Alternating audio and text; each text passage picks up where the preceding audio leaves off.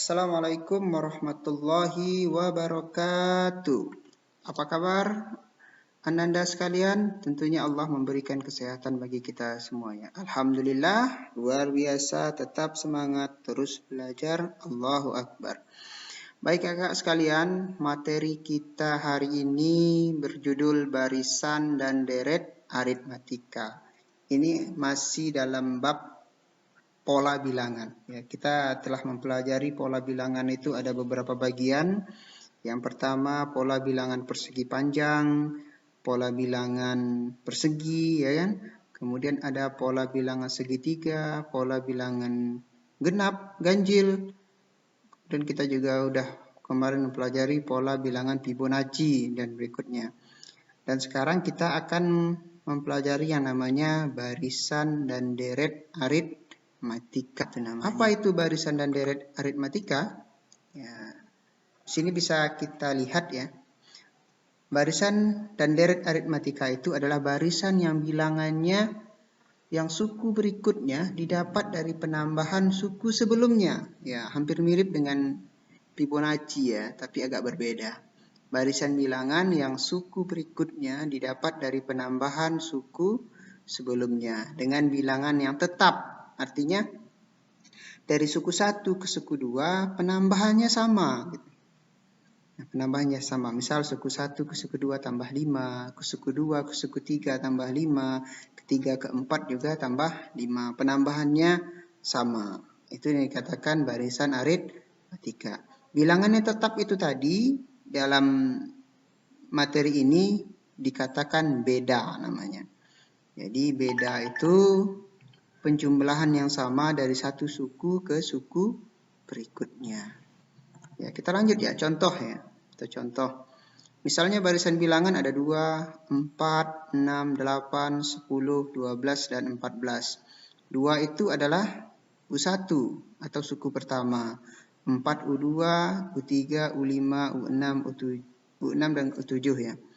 Beda setiap suku adalah tetap, yaitu 2. Coba lihat dari angka 2 ke 4. Itu selisihnya 2. Dari 4 ke 6 selisihnya 2. 6 ke 8 selisihnya 2. 8 ke 10 selisihnya 2. 10 ke 12 selisihnya 2. 12 ke 14 selisihnya 2. Itu yang dikatakan dengan beda. Yaitu 2 kenaikan. Contoh berikutnya lagi ya. Ada 12, 10, 8, 6, 4 dan 2. Ini U1, U2, U3, U4, U5 dan U6. Jadi beda setiap suku ini juga tetap, yaitu negatif 2. 12 ditambah negatif 2 sama dengan 10. 10 ditambahi dengan negatif 2 hasilnya 8. 8 ditambah dengan negatif 2 hasilnya 6.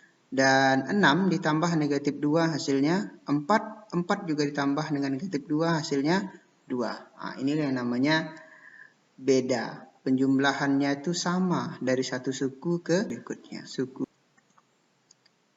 Ya. Suku ke N, ya, suku kesekian, barisan dari aritmatika itu dapat ditentukan dengan rumus. Apa rumusnya? Ya, ini rumusnya. UN sama dengan A ditambah N dikurang 1 kali B. Ya, ini kali ya. Tanda kurung ini menunjukkan tanda kali. UN sama dengan A ditambah N kurang 1 kali B. Apa itu A? Nah, kita lihat di sini. UN itu adalah suku ke N yang ditanya. Misalnya U8, U6, U7, 8 itulah jadi N-nya. Kemudian B, apa itu B di sini? B itu adalah beda. Beda itu selisih suku kedua dengan suku pertama. Itu selisihnya. Kemudian apa itu A? A itu adalah suku pertama atau U1.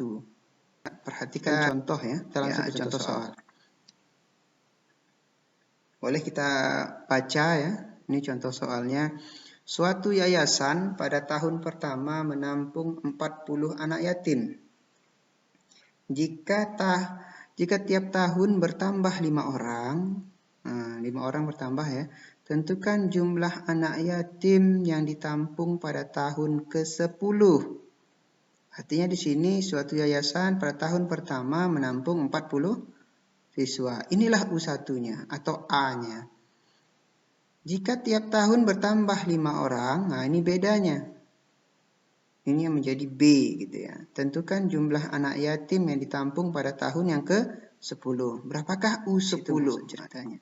Maka di sini kita jawab yang menjadi A adalah 40 orang, yang menjadi B adalah 5 orang, kemudian yang ditanya adalah U10.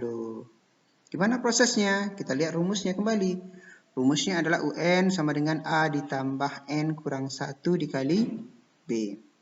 Langsung kita masukkan saja. N-nya 10, berarti U10 sama dengan A-nya 40 tambah N dikurang 1. N-nya tadi adalah 10. 10 dikurang 1 dikali B. B-nya berapa? 5. Maka 40 ditambah 9. Nah, 9 itu dari 10 kurang 1 kali 5. Prosesnya adalah 40 ditambah 45. 45 dari mana? 9 dikali 5. Jangan 40 ditambah 9 baru kali 5 ya. Tapi kalikan dahulu baru ditambahkan. Menghasilkan 85. Maka dari situ jumlah anak pada tahun yang ke-10 itu adalah 85. Kita lanjut contoh kedua. Contoh kedua. Dalam sebuah ruangan terdapat 15 baris kursi. Ada 15 baris kursi. Berarti ada 5 urutan bilangan. Banyak kursi pada barisan pertama itu ada 30 buah. Dan pada setiap baris berikutnya terdapat 3 kursi lebih banyak dari barisan di depannya. Artinya kalau barisan pertama itu 30, berarti barisan kedua adalah 33. Karena dia tambah 3, tambah 3, tambah 3. Dari soal ini bisa menunjukkan bahwa suku pertamanya adalah 30. Yaitu A. Kemudian bedanya adalah 3. Ya, tentukan banyak kursi pada barisan ke-15. Jadi urutan terakhir itu kira-kira berapa buah kursi? Kita lihat jawabannya. Yang pertama kita tentukan A. A-nya ada 30 kursi.